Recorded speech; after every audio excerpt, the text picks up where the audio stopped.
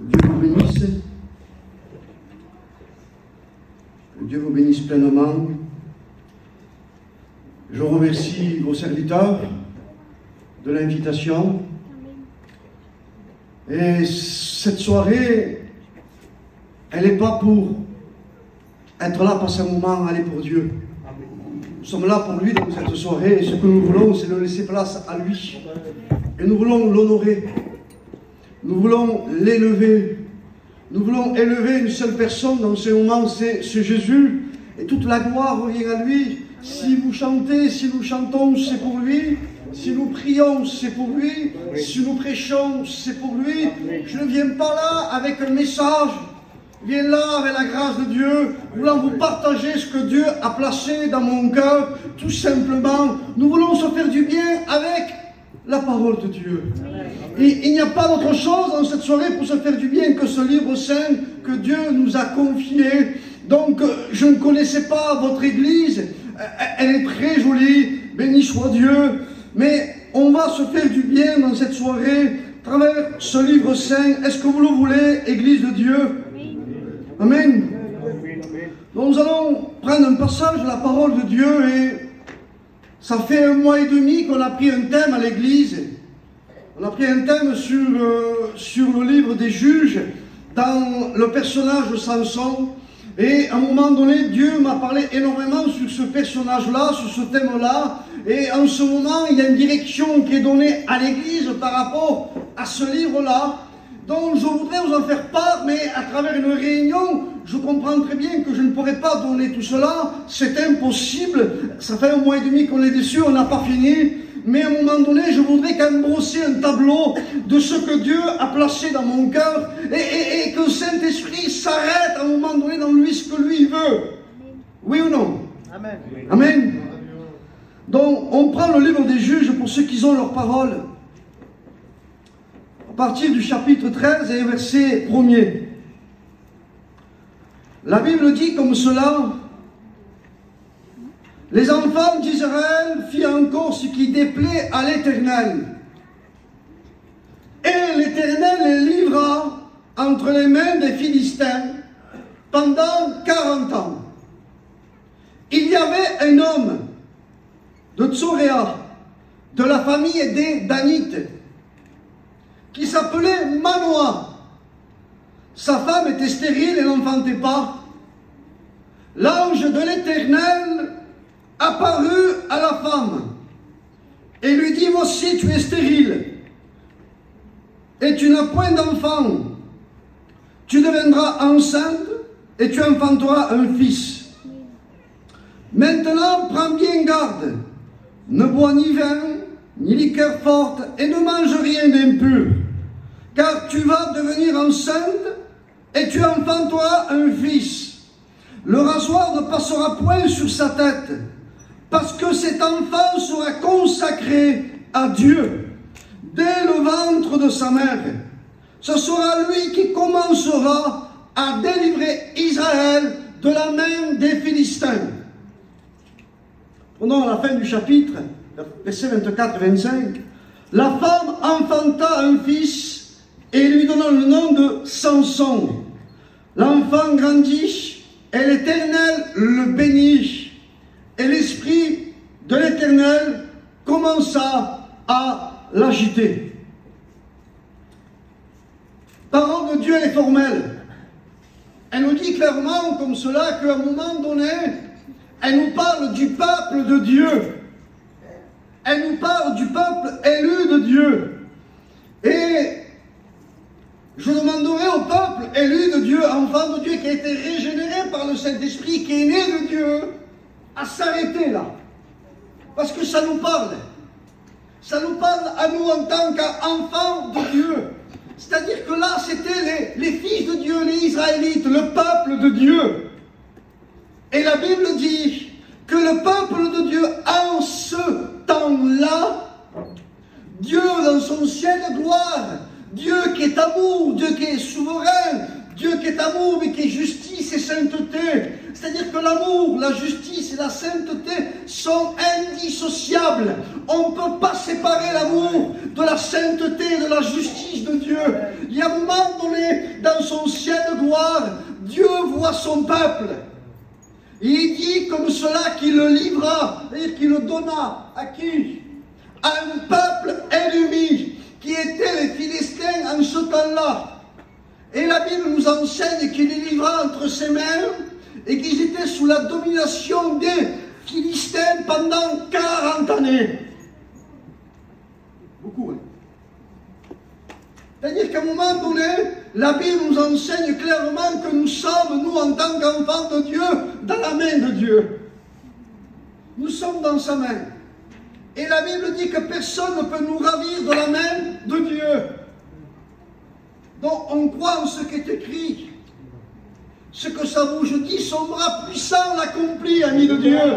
Alors à un moment donné, on doit s'arrêter, réfléchir. Seigneur, nous sommes dans ta main, personne ne peut nous ravir. Mais pourquoi, Seigneur, tu nous prends, tu nous sors de ta main et tu nous livres entre les mains des Philistins, un peuple ennemi de Dieu? Alors à un moment donné, on se pose la question, oui ou non? Qu'est-ce qui s'est passé? C'est-à-dire que le peuple de Dieu, malgré qu'il était né de Dieu, malgré qu'il avait rencontré Dieu, malgré qu'il avait une marche avec Dieu, mais à un moment donné dans leur vie, ils avaient attristé Dieu. Dans leur vie, ils avaient désobéi à Dieu. Mais à un moment donné, Dieu laisse le temps de se repentir, pas de problème. Mais à un moment donné, si tu tardes à te repentir et que tu ne vois pas ton état, que tu ne vois pas ton péché, que tu ne vois pas ta désobéissance, que tu ne vois pas au juste, que tu attristes Dieu, Dieu dans son amour, Dieu dans sa sainteté, Dieu dans sa justice, qu'est-ce qu'il fait? Il te livre entre les mains de l'ennemi, il te lâche de ses mains. Pourquoi? Pour que tu voies ta position, pour que tu connaisses ton cœur, pour que tu voies ton cœur. Il y a un moment donné, qu'est-ce qui s'est passé? 40 années entre les mains des Philistins. 40 années, c'est plus d'une génération. C'est-à-dire que pendant ces 40 ans-là, il y a eu une mentalité qui s'est installée dans le peuple de Dieu. C'est-à-dire qu'il y a une mentalité qui s'est installée qui était philistine. Et il y a eu un mélange dans le cœur. Il y a un moment donné, par la grâce de Dieu, qui est source de salut, mon ami, il y a eu un temps où Dieu, dans son amour, il dit « Fais un stop ». Il y avait un homme de la tribu de Dan qui s'appelait Manoah. Et j'ai commencé à sourire quand je me suis assis, qu'ils ont chanté le premier cantique et qu'ils ont parlé de repos, qu'ils ont parlé de paix, et que Max a appuyé sur la paix, sur le repos. Alors à un moment donné, Manoah veut dire repos, son nom. Et son nom est prophétique pour l'appel du ce temps-là. C'est-à-dire qu'en ce temps-là, ils étaient sous l'oppression, le peuple de Dieu. Ils étaient oppressés, ils étaient angoissés. Pourquoi? Parce qu'ils étaient entre les mains de l'ennemi. Et c'est l'ennemi qui les dominait. Alors comme ils étaient oppressés, angoissés, ils avaient perdu le repos. Jésus était le prince de la paix. Jésus a dit, je ne vous donne pas comme le monde, mais moi je vous donne la paix. La paix n'est pas un bon compte en banque, béni soit Dieu pour cela. La paix n'est pas une belle voiture, une belle maison, des beaux vêtements. La paix est plus grande que cela. Parce que quand nous voyons des gens qui sont très riches et qui n'ont pas de paix, quand tu as commencé à arriver à avoir ce que tu voulais et que tu croyais que tu allais être heureux, tu es encore plus malheureux. Jésus est le prince de la paix. Et il a dit, je vous donne ma paix.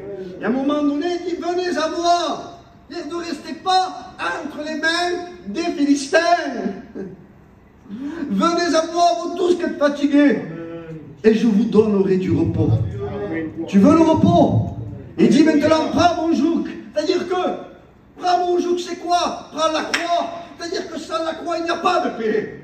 Alors à un moment donné, c'est-à-dire qu'il y avait un mélange de Philistins, il y avait un mélange de la vie de Dieu. Et les Philistins adoraient un Dieu Les Philistins adoraient le dieu Dagon. Et le dieu Dagon, c'est moitié homme, moitié poisson. C'est-à-dire qu'à un moment donné, il y avait moitié homme, moitié chrétien, des cœurs partagés. Et on vit un temps où les cœurs sont partagés. On vit un temps où il y a une joug de l'ennemi. On vit un temps où il y a un besoin de revenir à la parole de Dieu. Amen, amen.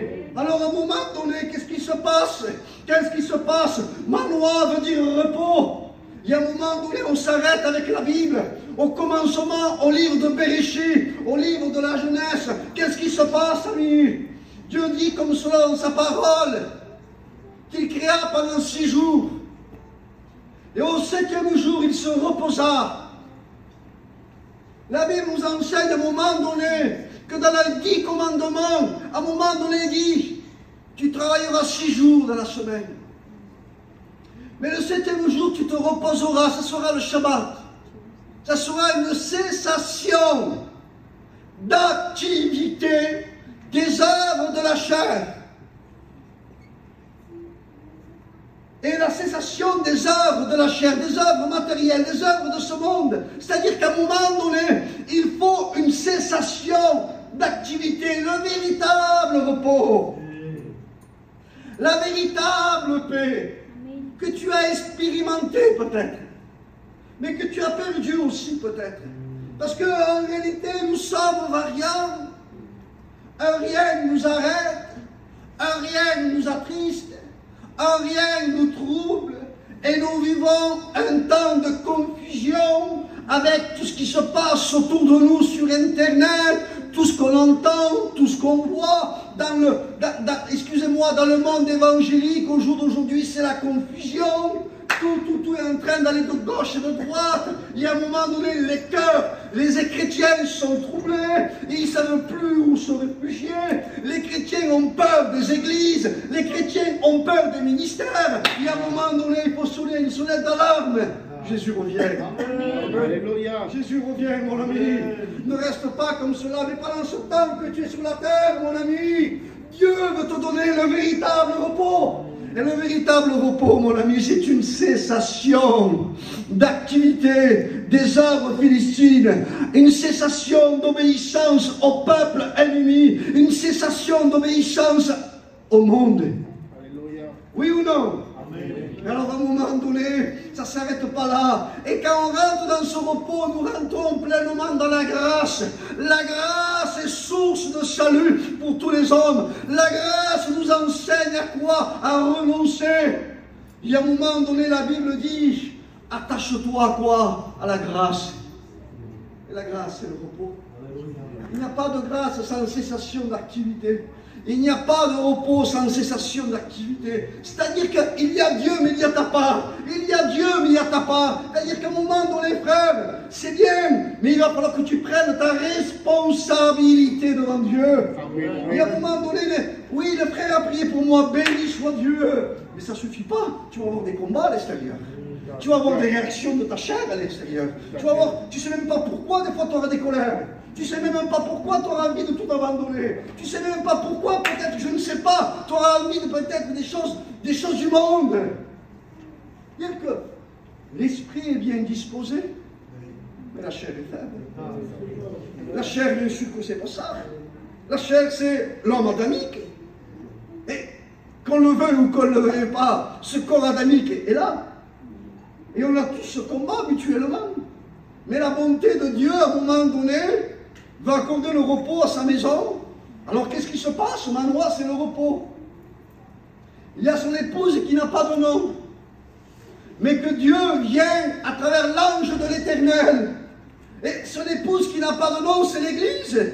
L'Église n'a pas de nom, mon ami. Elle a un seul nom, c'est Jésus. Il y a un moment donné, il faut qu'on voie Jésus dans les enfants de Dieu. L'Église, ce n'est pas ce beau local. L'Église, c'est toi, c'est moi. L'Église, c'est quand tu es dans ton travail, tu es le témoin de Jésus. Quand tu es dans ton foyer, tu es le témoin de Jésus. Quand il y a des problèmes dans tes enfants, tu es un témoin de Jésus. Amen. Est-ce qu'on le veut, cela? Mais à un moment donné, il faut venir à la source.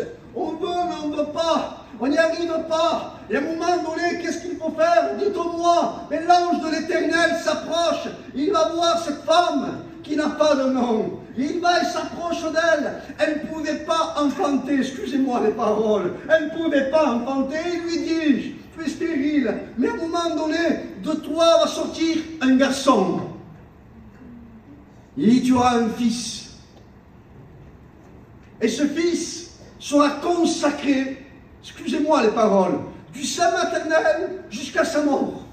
C'est-à-dire qu'il va avoir une consécration du sein maternel jusqu'à sa mort. C'est-à-dire que ce n'est pas son père, Manoir. Ce n'est pas sa mère qui a choisi la naissance de Samson. C'est Dieu. Amen.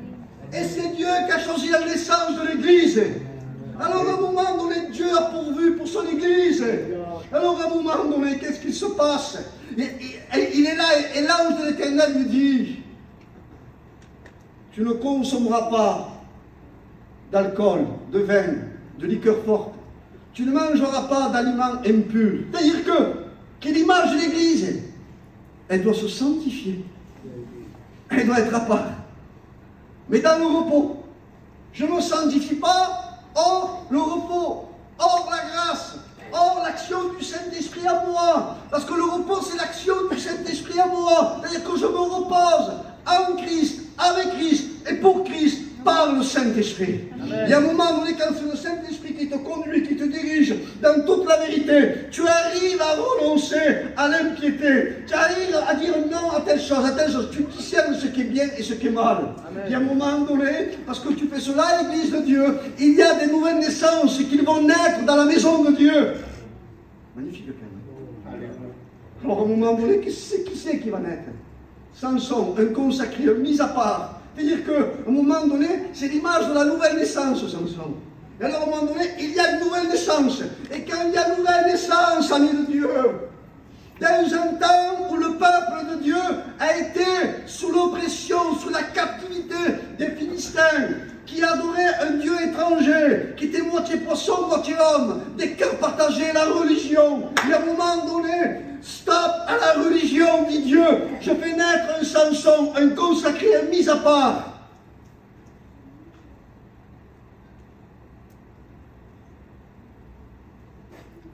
Samson naît.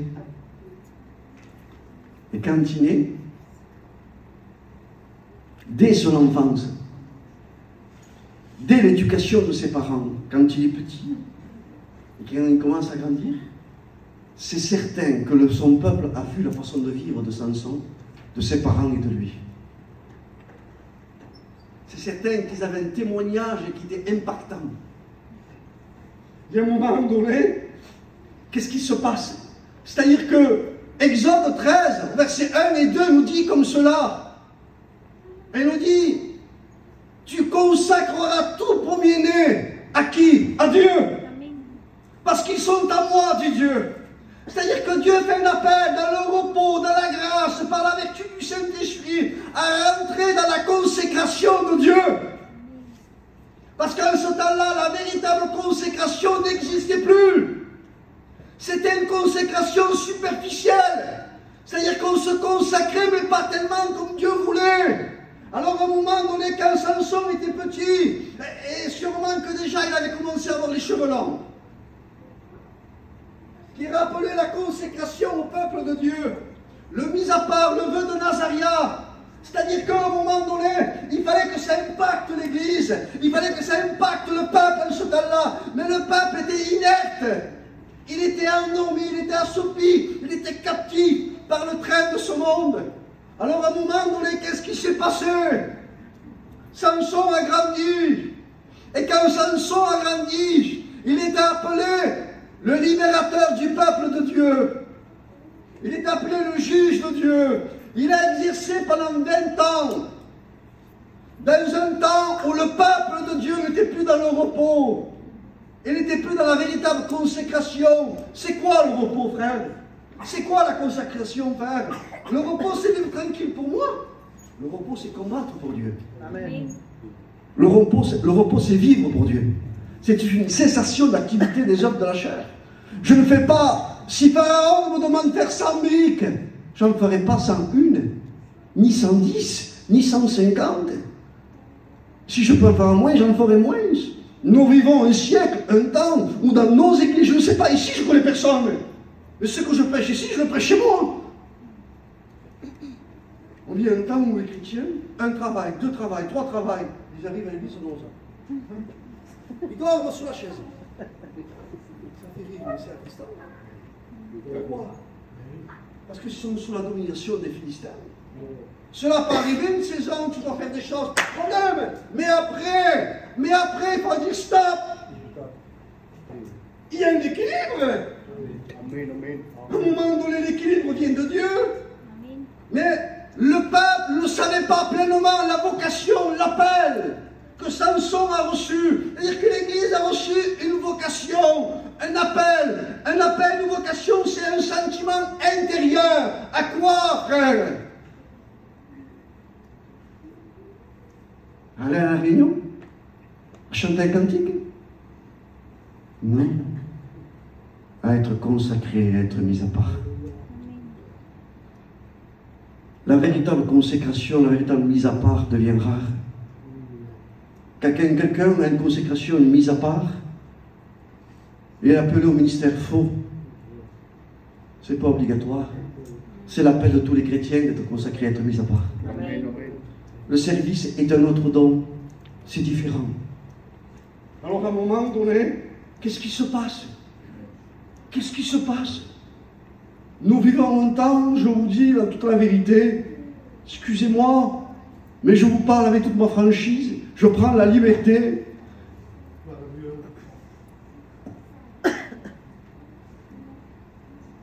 Ça devient dangereux.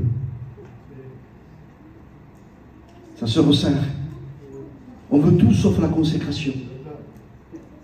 On veut tout sauf la mise à part. La consécration, c'est la séparation, frère. Séparation avec certaines choses que ça déplaît à Dieu. Je ne peux pas te l'imposer, moi, ça. Personne ne peut te l'imposer. On peut éclairer, montrer une lumière. Mais il faut que ce soit le Saint-Esprit qui t'éclaire. Certains, à l'église, il y avait quelques nouveaux, tout ça. J'ai dit, en prêchant, ne leur dites rien. Ne leur imposez rien. Ne leur dites pas, il ne faut pas y aller, il ne faut pas le faire ça, il faut s'habiller comme ça. Ne leur dites rien. Laissez faire le Saint-Esprit. Alors à un moment donné, vis-toi l'évangile. Vis ta vie, consacre-toi, sois mise à part, et à travers ta vie, tu vas communiquer quelque chose. Alors à un moment donné, on parle, on l'impose aux autres, on filtre le bus au vent, et on avale le chameau. C'est pas possible ça. Alors à un moment donné, on doit le vivre. Alors à un moment donné, je vais essayer de rentrer pleinement. Ma loi veut dire repos, le repos c'est la grâce, c'est l'action du Saint-Esprit dans une vie qui nous pousse dans la consécration véritable. Samson, sa vie entière, dès l'enfance, jusqu'à qu'il est devenu adulte, il communiquait sa famille, communiquait qu'il était consacré, mis à part. Alors à un moment donné, il sortait de la tribu de Dan. Et la tribu de Dan, dans le livre de la Genèse, au chapitre 49, il nous est dit comme cela, à travers Jacob. Jacob prophétise sur les 12 tribus d'Israël. Et il dit comme cela à un moment donné, Dan, tu jugeras son peuple comme les autres tribus d'Israël. Dan sera un serpent sur le chemin, une vipère sur le sentier, mordant les talons du cheval, dont le cavalier tombera à la renverse. Ce qui signifie que la tribu de Dan luttera contre le peuple ennemi. C'est-à-dire qu'elle luttera avec autant d'ardeur et autant d'astuce, autant de ruse. Et que Samson est arrivé dans un temps où il est arrivé avec ruse combattre l'ennemi. Et même son peuple ne l'a même pas compris. Même ses parents ne savaient pas que cela venait de l'Éternel pour trouver l'occasion favorable de dispute contre les Philistins. Alors au jour d'aujourd'hui, quand quelqu'un est loin de Dieu, consacré, mis à part, tous les penses qu'il apporte, il met le trouble.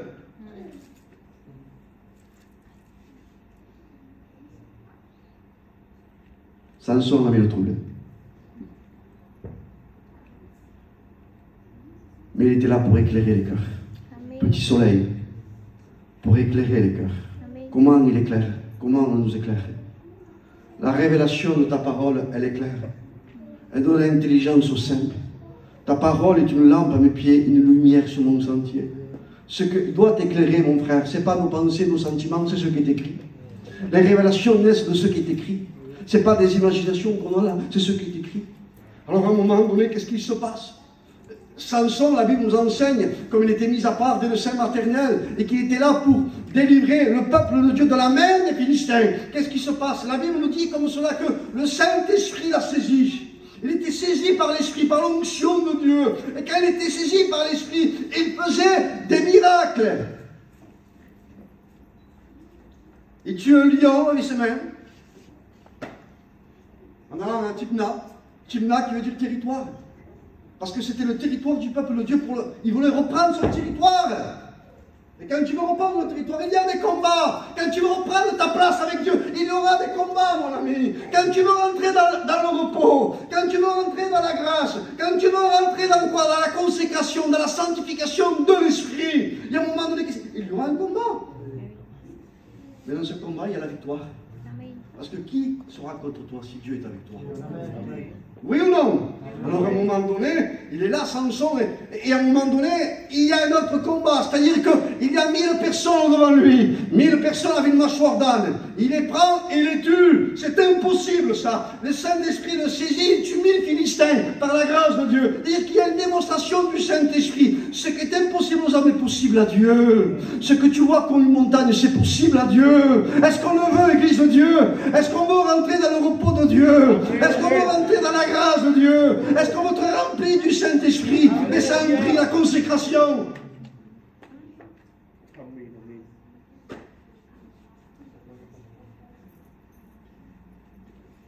Ça fait des mois que je ne regarde plus Le Bon Coin. Ça fait des mois que je ne regarde plus la télé. Ça peut m'arriver de regarder des informations, mais ça ne m'intéresse pas. C'est une perte de temps. C'est mes convictions à moi, faites-vous ce que vous en voulez. Mais sachez une chose, la Bible dit de racheter le temps. Et nous, on le perd. Pourquoi? Le mot temps, en hébreu, ce n'est pas l'heure, ce n'est pas les saisons, ce n'est pas les années ni les siècles. Le mot temps veut dire un rendez-vous avec Dieu, un temps sanctifié, un temps mis à part. C'est consacré aussi. Le temps est consacré pour que tu sois à ses pieds. Amen. Où est le temps qu'on donne à Dieu? On veut être des grands hommes de Dieu, on voudrait être comme Juanito, comme René Gelato, comme des grands hommes de Dieu. Est-ce qu'on veut la vie qu'ils ont?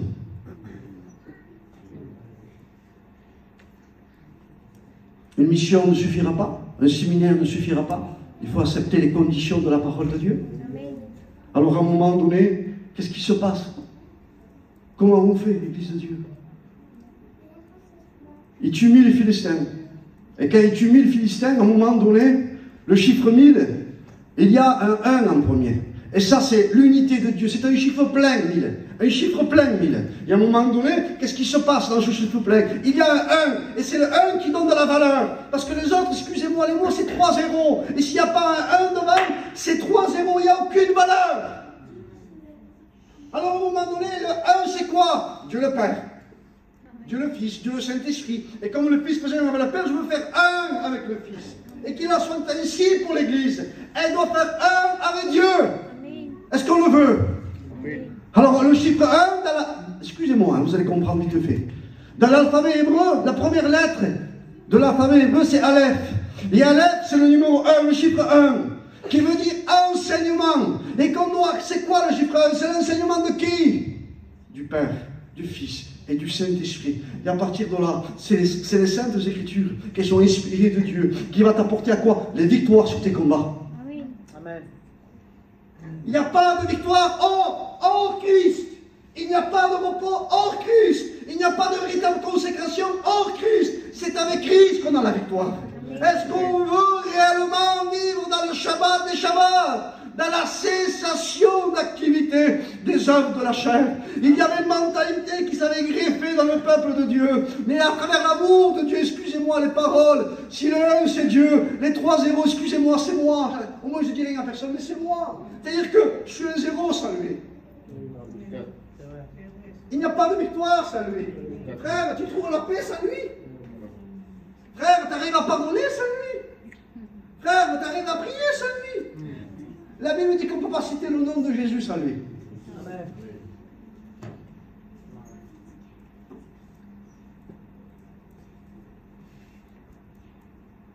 Samson se trouve à Gaza. Il se cache, je ne rentrerai pas dans cette histoire. Il se cache. Et toute la ville de Gaza, c'était la ville forte. Gaza veut dire fort. C'est la ville forte. C'est la ville, c'est la capitale, on va dire, des Philistins.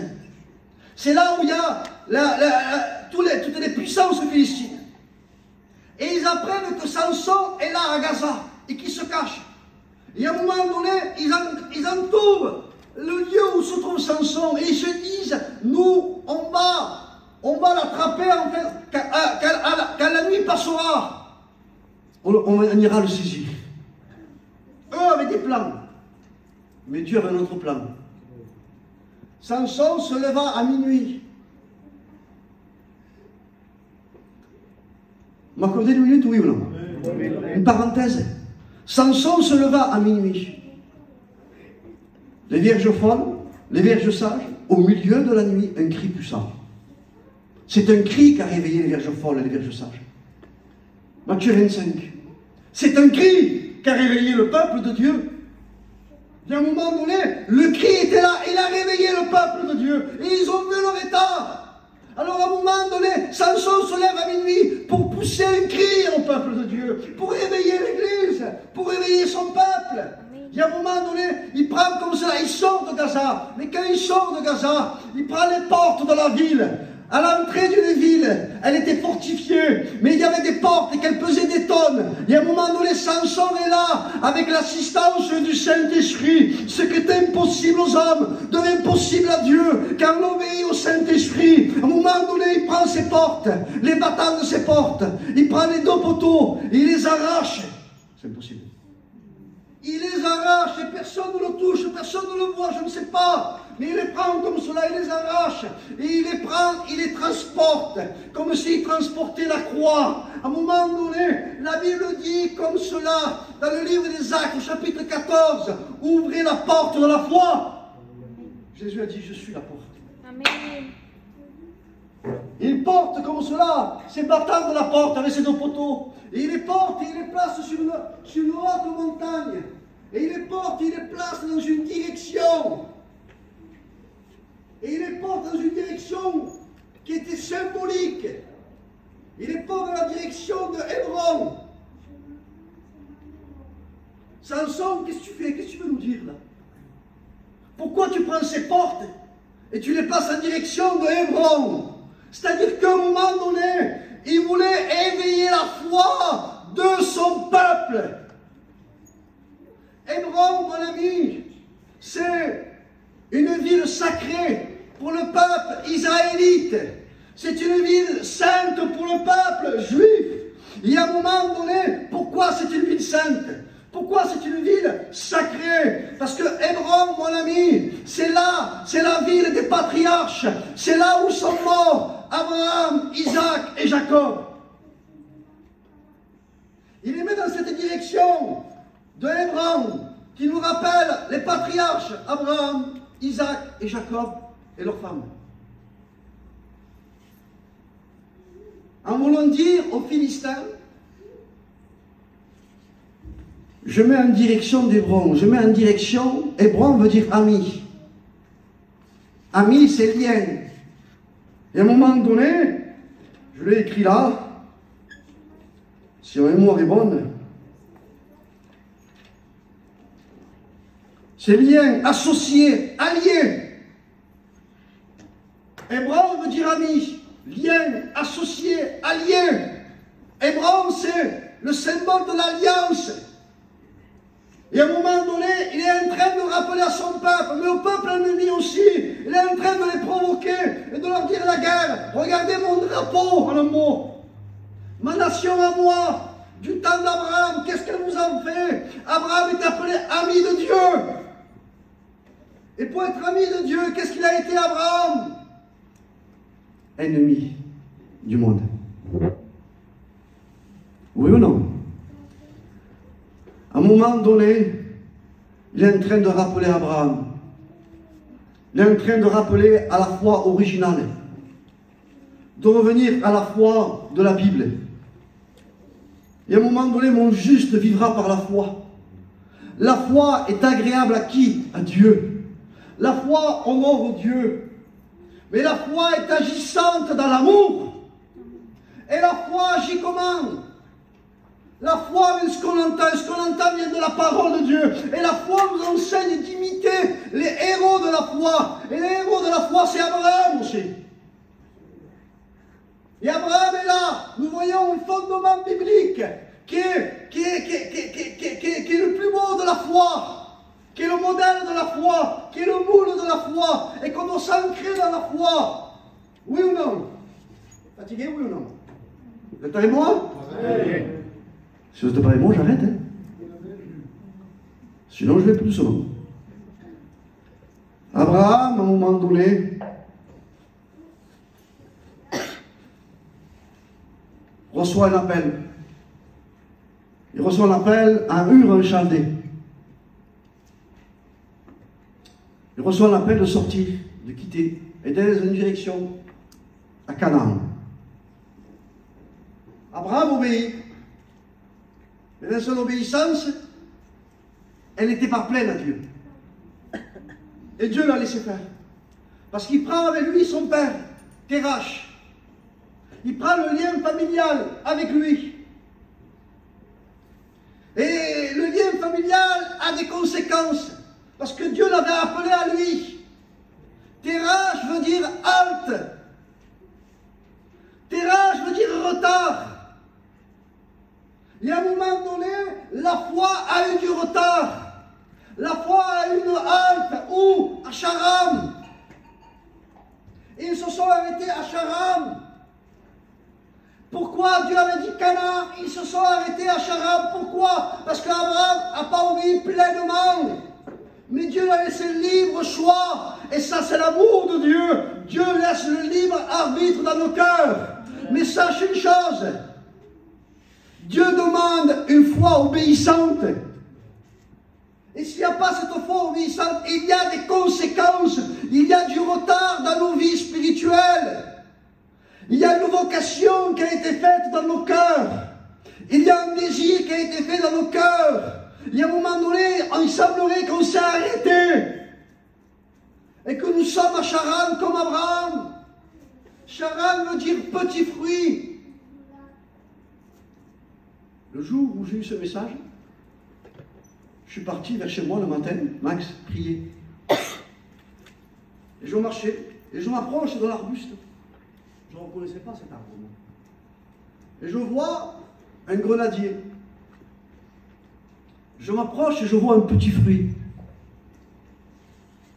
Et je vois des grenades. Je dis, mes enfants, ils aiment les grenades. Mais je vois un petit fruit. Je dis, après, je repasse, je le prends.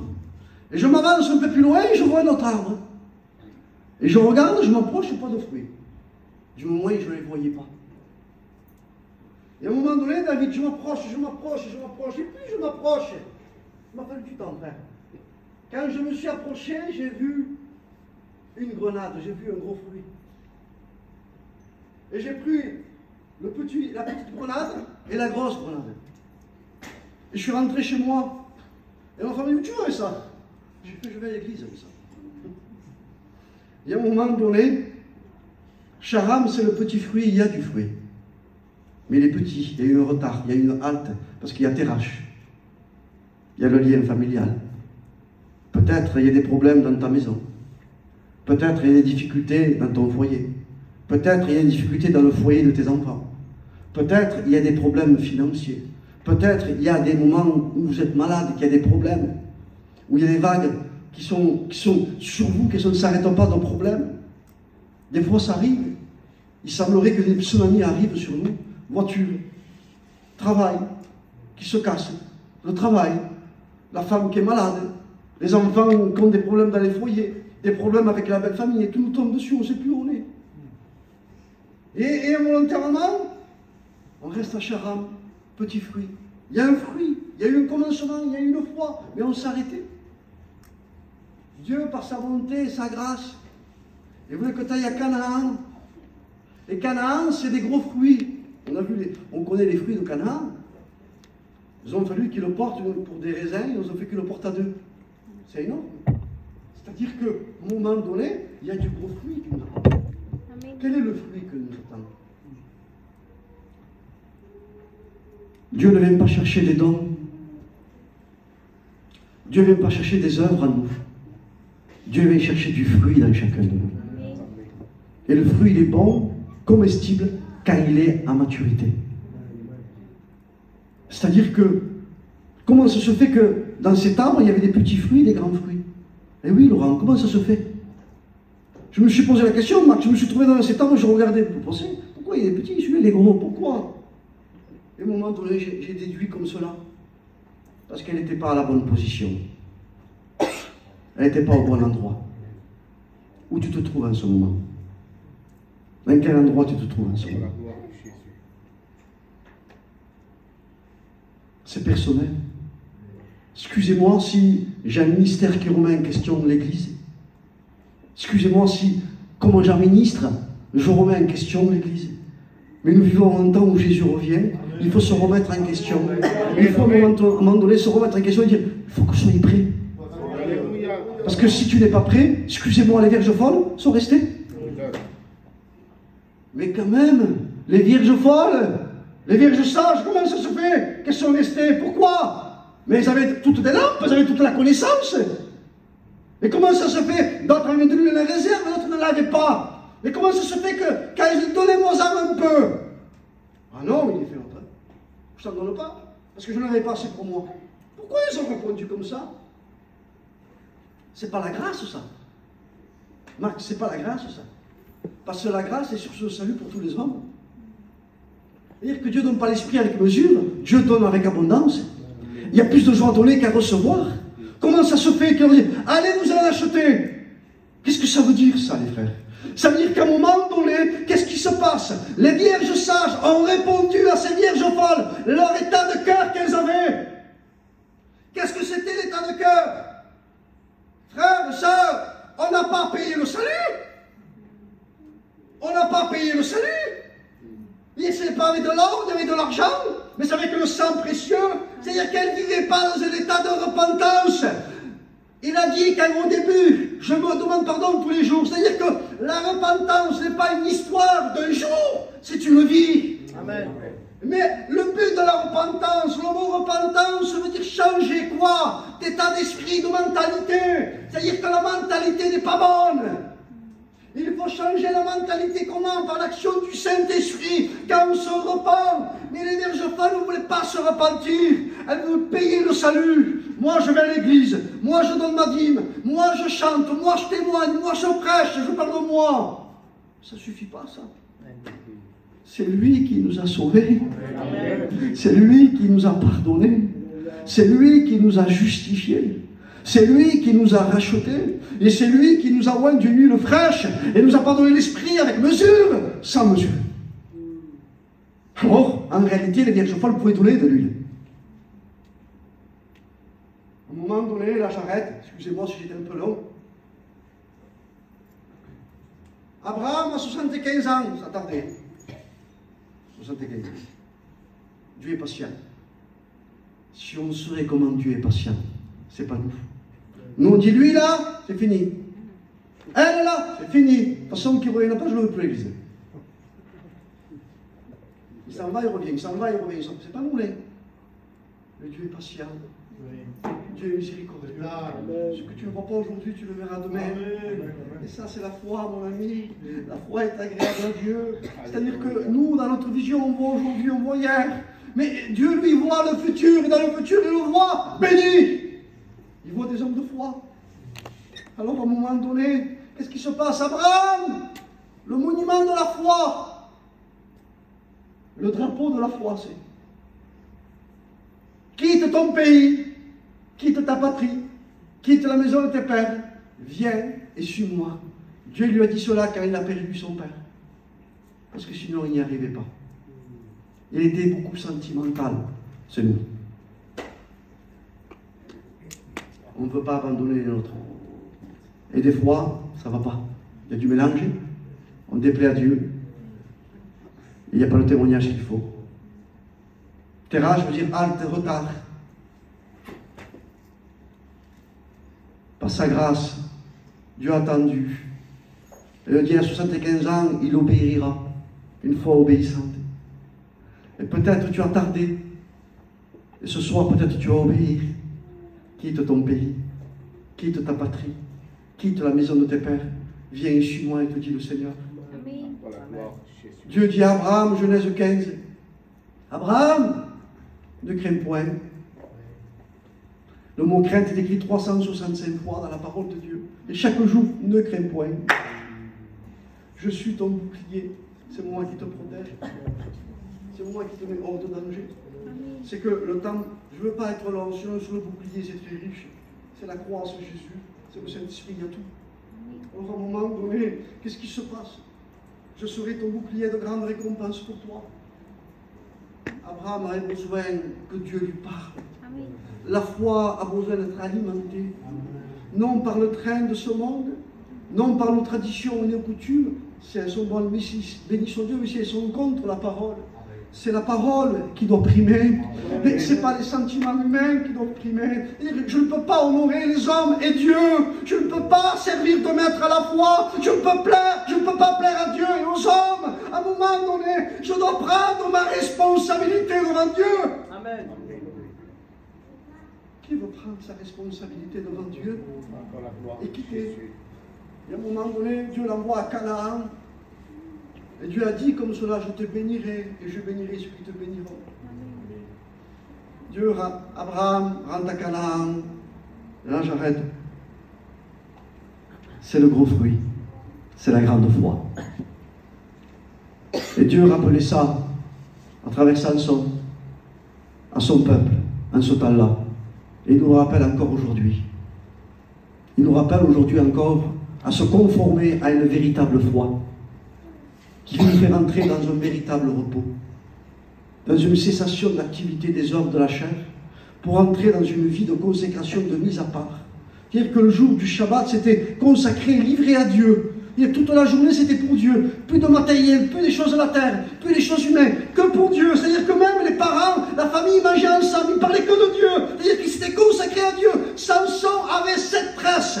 7 tresses, c'est que le chiffre 7 de la plénitude, de la perfection. C'est-à-dire qu'il ne se consacra pas un jour, tous les jours de sa vie. Amen. Tous les jours de sa vie était consacré. Tous les jours de sa vie, il vivait dans la foi. Tous les jours de sa vie, il vivait dans le repos. Et l'Église doit vivre comme cela. Et ça, c'est l'appel qu'on a chacun de nous. Il a porté ces portes qui sont les portes de la foi, qui sont l'image de la croix. Il les a plantées sur cette montagne en direction d'Hébron, c'est écrit. Et Hébron, c'est la ville de l'Alliance qui nous rappelle nos patriarches, Abraham, Isaac et Jacob. Qui veut rentrer dans cette foi? Amen. Qui veut cette foi véritable? Qui veut cette foi véritable? Moi qui est avec vous et qui vous annonce la parole de Dieu, je la veux. Alléluia. Pas pour vous essayer de vous influencer, je la veux. Je la veux, cette foi. Mais cette foi, mon ami, va te faire devenir quelqu'un de fidèle. Tu es fidèle tout en voyant ta faiblesse. Tu ne seras jamais fidèle si tu ne vois pas ta faiblesse. Tu as besoin de voir ta faiblesse. J'ai besoin de voir ma faiblesse. Et à partir de là, je deviens fidèle parce qu'il est fidèle et que le fidèle vit en moi. À partir de là, je deviens obéissant. Et quand je deviens obéissant, il y a l'onction de Dieu. Et quand il y a l'onction de Dieu, je deviens intègre. 3 lettres de la foi. Alors, à un moment donné, qui veut de cela? Amen. On prie le Seigneur et on laisse le temps dans nos cœurs que le Saint-Esprit agisse.